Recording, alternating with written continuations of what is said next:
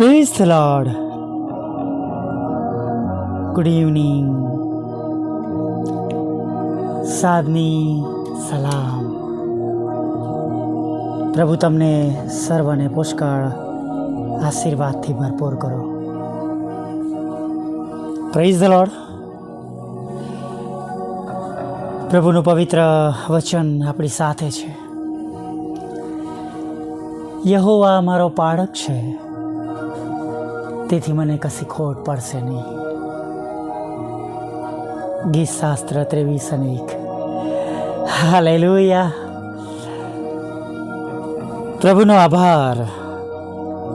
Thank you lord, thank you lord, thank you lord, thank you lord.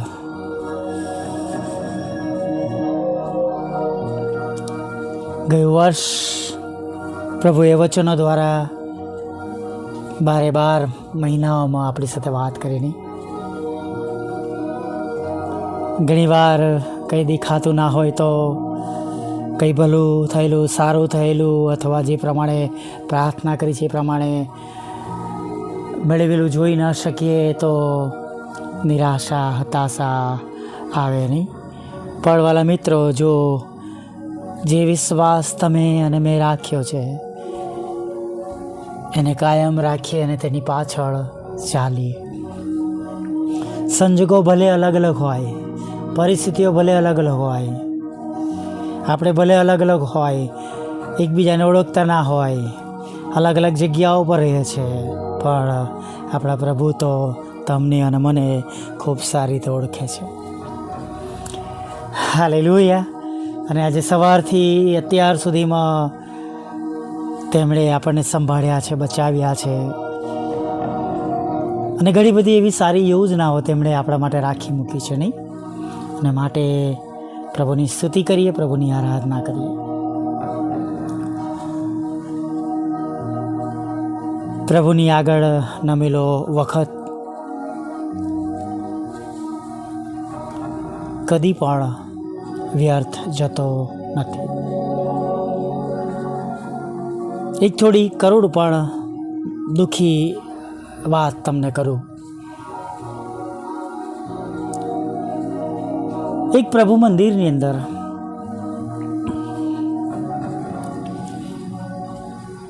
એક ઉંમરલાયક વડીલ લાકડીના ટેકે આવે, પાછળના બાકડા પર બેસે અને બરાબર 2 મિનિટ થાય એટલે તેઓ ઉઠીને ચાલ્યા જાય. આવું ઘણા રવિવાર બન્યું. ચર્ચના લોકો નારાજ થયા, પાળકને કમ્પ્લેન કરી કે આ શેની માટે આવે છે? પ્રભુનું ભજન કરવા આવે છે કે ખાલી ટાઈમ પાસ કરવા આવે છે? 2 મિનિટ પણ નથી બેસતા પૂરી, અથવા 2 મિનિટ થાય છે અને ચાલ્યા જાય છે. અને ઘણા બધા લોકોએ એ બાબતને સામે વિરોધ દર્શાવ્યો. આખરે પાળક બીજા રવિવારે તેઓ દરવાજામાં આવતા હતા એ સમયે જ તેમણે ત્યાંથી પુલપીટ પરથી કહ્યું કે તમે આવશો નહીં, તમે પાછા જાઓ, કેમ કે તમે ભજન સેવા પૂરી અટેન્ડ નથી કરતા, અને જેના કારણે ઘણા બધા લોકો પર નકારાત્મક અસર પડે છે. અને મારી આપને નમ્ર વિનંતી છે. એ વડીલે બહુ વિનંતી કરી, રડ્યા, પણ ઘણા બધા લોકો ઊભા થઈને એમની સામે દરવાજો બંધ કરી દીધો.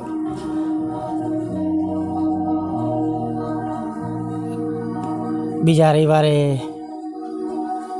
તેઓ દેખાયા નહીં, પણ ફોન આવ્યો પાળક સાહેબ પર કે તમારા ત્યાં આવનાર તમારા એક સભ્ય એ હોસ્પિટલમાં મૃત્યુ પામ્યા છે, અને તમે આવીને એકવાર એમને જોઈ લેજો. અને પાળક એમના સહાયકારીઓ જે કમિટી કે એમને લઈને તેઓ હોસ્પિટલ ગયા અને જોયું આ તો પેલા જ સભ્ય છે કે જે 2 મિનિટ આવીને નીકળી જતા હતા. અને ડૉક્ટરે પાળક સાહેબને જણાવ્યું કે આ વ્યક્તિ એક એવા કેન્સરથી પીડિત હતા કે કોઈ પણ જગ્યા પર એ 2 મિનિટથી વધારે બેસી શકતા નહીં. પછી એમણે ઊભા થઈ જવું પડતું હતું. તમારા ચર્ચમાં તે આવતા હતા 2 મિનિટની અંદર આખા અઠવાડિયાની ભજન સેવા અને સ્તુતિ આરાધના અને બળ લઈને તેઓ આવતા હતા.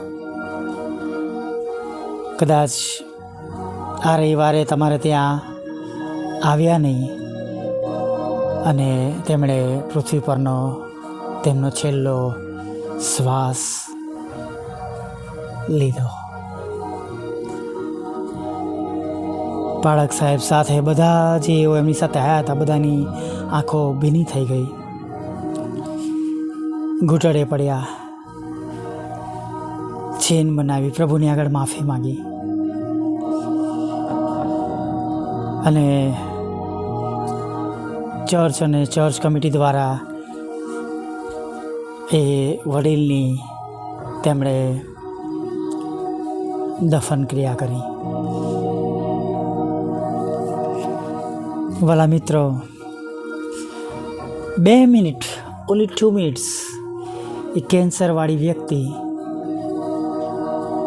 પ્રભુમાં એટલું બધું બળ લઈને જતી હતી કે આખું વર્ષ, આખું અઠવાડિયું બીજા રવિવાર આવવાના જોશ સાથે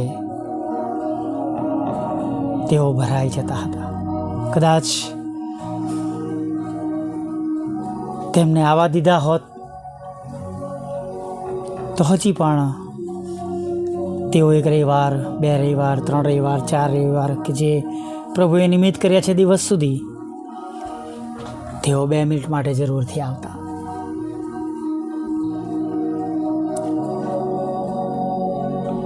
ડૉક્ટરનું કહેવું હતું કે તેઓ ચર્ચમાં જઈને આવ્યા પછી એમના ચહેરા પર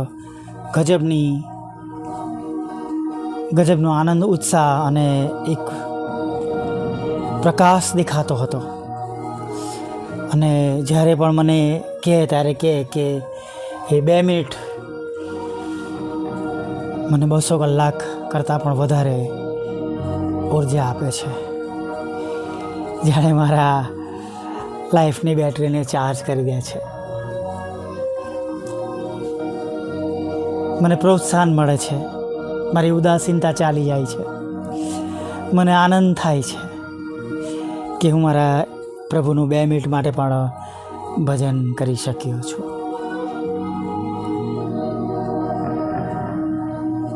આપણે કેટલી મિનિટ પ્રભુનું ભજન કરીએ છીએ? આપણે કેટલી સેકન્ડ પ્રભુને મળવા માટે આવીએ છીએ? આપણે કેટલી વાર પ્રભુનો દિવસમાં આભાર માનીએ છીએ? આપણે તો જાણીએ જ છે અને આપણા સિવાય પ્રભુ બધું સારી રીતના જાણે છે. મિત્રો, પ્રભુને માટે સમય કાઢીએ. આપણી વ્યસ્તતા આયુષ્યના છેલ્લા દિવસ સુધી રહેશે અથવા છેલ્લા રણશિંગડા સુધી રહેશે, પ્રભુના આવવાના સમય સુધી રહેશે જ. પણ જો આજે સમય કાઢેલો હશે તો જે એક નવું જીવન પ્રભુ સાથે શરૂ થવાનું છે, એમાં એ પળોનો આશીર્વાદ આપણા માટે સ્વર્ગમાં પણ, તેમની સાથેના જીવનમાં પણ એક વિશેષ આનંદનું, આશીર્વાદનું કારણ બની જશે. હાલેલુયા. હા, પ્રભુને મળવાનો એ આનંદ, પ્રભુનું ભજન કરવાની તક, પૂરા હૃદયથી, પૂરા જીવથી, સામર્થ્યથી, બળથી પ્રભુની આગળ નમવું એ આશીર્વાદિત થઈ પડશે. જો આ વર્ષમાં હજી થોડા દિવસો પસાર થયા છે, ઘણા બધા હેતુઓ આપણે બનાવ્યા હશે, દિવાલ પર લખ્યા હશે, કેલેન્ડરમાં, નોટિસ બોર્ડ પર, પર્સનલ ડાયરીમાં લખ્યા હશે. તો પ્રભુને મળવાનું પણ સમય લખી લઈએ. આપણા જીવનનો હેતુ એ બની જાય આ વર્ષ કે પ્રભુ જ્યારે પણ આવે ત્યારે તમે અને હું તૈયાર હોઈએ. હાલેલુયા. આવી જ્ઞાની પ્રાર્થના સાથે આ દિવસને પૂરો કરીએ. સાંજના સમયમાં આગળ વધીએ. ભલા પ્રભુ, અમે તમારી સ્તુતિ કરીએ છીએ અને તમારો પુષ્કળ આભાર માનીએ છીએ. અરે પ્રભુ, આભાર માનતા, સ્તુતિ કરતા, આરાધના કરતા ખાસ પ્રભુ તમને ધન્યવાદના અર્પણ ચડાવીએ છીએ કે પ્રભુ દરરોજ સવારે ને સાંજે અમે તમારી આગળ લગભગ 15 થી 16 મિનિટ અમે મળી શકીએ છીએ. આ સંગતમાં તમે મારી સાથે બોલો છો, ઓડિયો દ્વારા વાત કરો છો, જુદા જુદા માધ્યમો દ્વારા, વિષય દ્વારા, શબ્દો દ્વારા તમે મારી સાથે બોલો છો. તેના માટે અમે તમારો આભાર માનીએ છીએ. પ્રભુ, અમે સાંભળનારની પણ પાડનારા બનીએ અને દરેક શબ્દો એ શિલ્પકારની છીણી અને હથોડી જેવા બને, અમારા જીવનોને વધારે શુદ્ધ કરે, પવિત્ર કરે, અપ્રિય બાબતો દૂર કરે, તમારામાં મજબૂત કરે અને અમને એવી રીતના તૈયાર કરે કે જ્યારે તમે આવો પ્રભુ ત્યારે અમે તમારી સાથે ઉંચકાઈ જઈએ. એવો થવા દો પ્રભુ. અને આની સંગતમાં જે પણ તમારા પર વિશ્વાસ કરતા, તમારા પર વિશ્વાસ કરનારા, તમારા લોહીમાં ખરદાયેલા જે કંઈ તમારા થોડા બાળકો છે પ્રભુ, તેઓના પર તમારી મોટી કૃપા, દયા, કરુણા તમે થવા દો પ્રભુ. તેમની ચિંતાઓ દૂર કરો,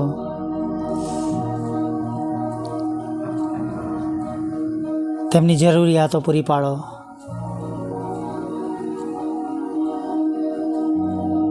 અને ખાસ પ્રભુ તમારા બાળકો પ્રભુ તમારામાં આવ્યા બાદ નવું જોશ, નવું બળ પ્રાપ્ત કરે. તેમના ચહેરો, તેમનું મન ઉદાસ ના રહે, તેમના આંસુઓ આનંદમાં બદલાઈ જાય. તેઓ સાજા થાય, ચંગાઈ પ્રાપ્ત કરે, તંદુરસ્તી મેળવે, ગુમાવેલા આશીર્વાદો પાછા મેળવી શકે પ્રભુ. હા દયાળુ પ્રભુ, તમે એવું થવા દો. ગુમાવેલા દરેક આંસુ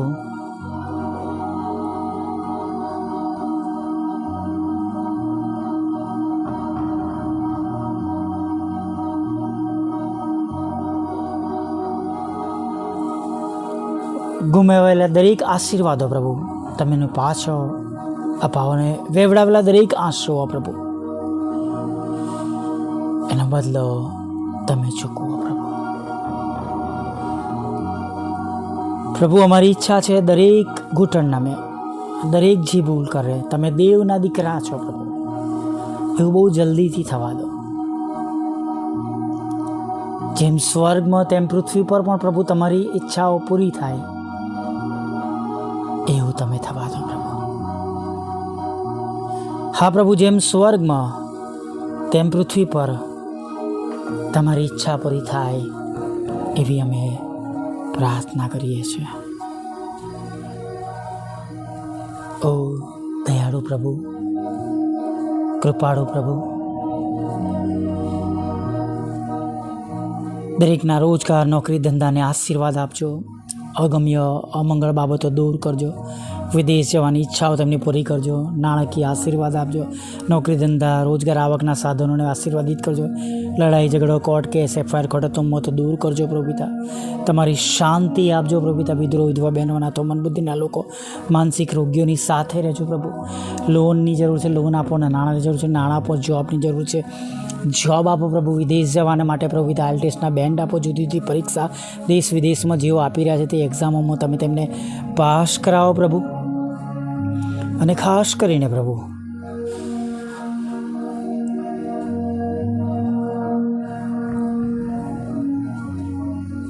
તમારી સેવિકાના ખેતરનો કબજો તમે એમને પાવજો. નાના મોટા પાપ ગુનાઓ માફ કરજો અને અમારી મિનિસ્ટ્રીની સર્વ જરૂરિયાત પૂરી પાડજો. પાપોની ક્ષમા કરજો અને મારા સતાવનારા મન શાંત કરજો. નવી સવારમાં તમારું વચન કંત્રી લાવો માગતા પ્રભુ ઈસુમાં આટલું સાંભળો, દેવાક માન્ય કરજો. આમીન, આમીન, આમીન.